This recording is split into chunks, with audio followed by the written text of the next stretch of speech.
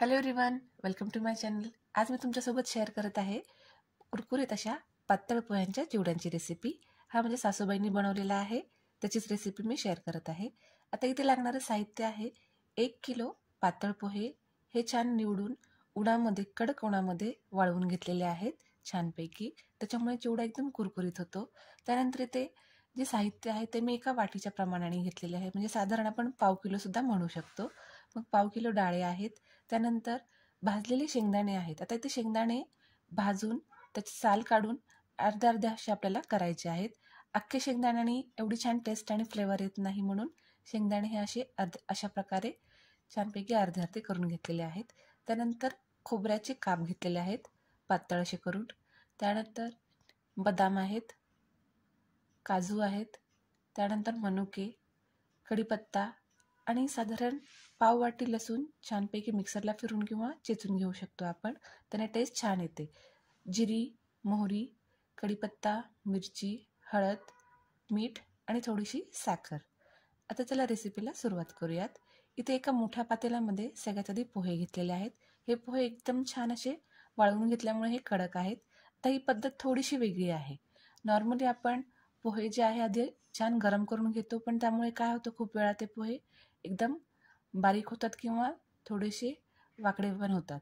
पण ह्या पद्धतीमध्ये पोह्यांचा चिवडा एकदम कुरकुरीत होतो. तर इथे सर्वप्रथम पोहे जे आहेत त्या पोह्यांमध्ये आपण हळद आणि मीठ टाकून घ्यायचे आहे.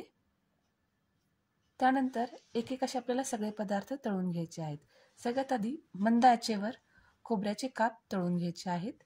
जर थोडासा जरी गॅस मोठा झाला तर खोबरं करपू शकतं, त्यामुळे मंद आचेवर कंटिन्युअसली हलवत आपल्याला खोबरं तळून घ्यायचं आहे.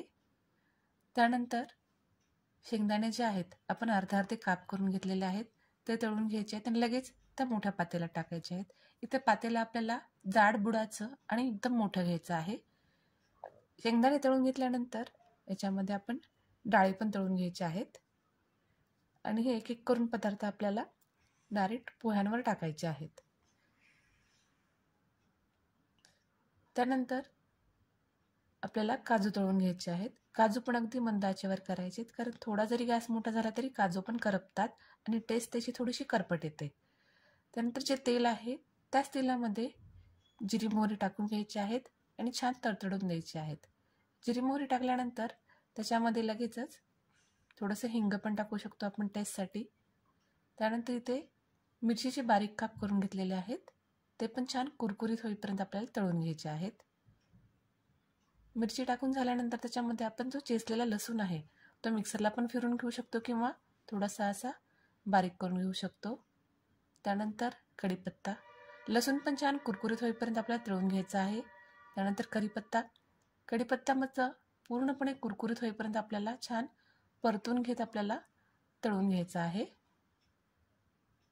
अशा प्रकारे हे पूर्णपणे फोडणीचं जे मिश्रण आहे आपल्याला छानपैकी कुरकुरीत होईपर्यंत तळून घ्यायचं आहे, कारण त्याच्या मॉइश्चरने सुद्धा आपला चिवडा जो आहे तो नरम पडतो. आता हे सगळं पातेल्यामध्ये टाकून घ्यायचं आहे आणि हे अलगद असं मिक्स करून घ्यायचं आहे. आता हे मिक्स करून झाल्यानंतर आपल्याला मंद आचेवर गॅस ठेवायचा आहे आणि हे सगळं छान कमीत कमी 15 ते 20 मिनटं कमीत कमी छान परतून घ्यायचं आहे. जेवढं जास्त आपण परतू ना ते आपलं छानपैकी चिवडा कुरकुरीत होतो.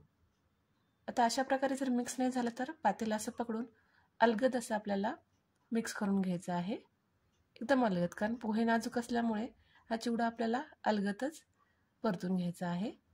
साधारण अर्ध्या तासाने आपल्याला चिवडा हा तयार होतो. आणि सगळ्यात शेवटी आवडत असल्यानंतर आपण मनुके पण टाकू शकतो. मनुके जर आधी टाकले तर मॉइश्चरने हे चिवडा जो आहे थोडासा नरम पडतो. मनुके ऑप्शनल आहेत, आवडत असतील तर टाकू शकतो किंवा ही स्टेप स्किप पण करू शकतो. अशा प्रकारे आपला चिवडा तयार झाला आहे. हा लगेचच डब्यामध्ये भरायचा नाही, नाहीतर चिवडा परत नरम होतो. थोडासा थंड झाल्यानंतरच हा चिवडा भरून घ्यायचा आहे.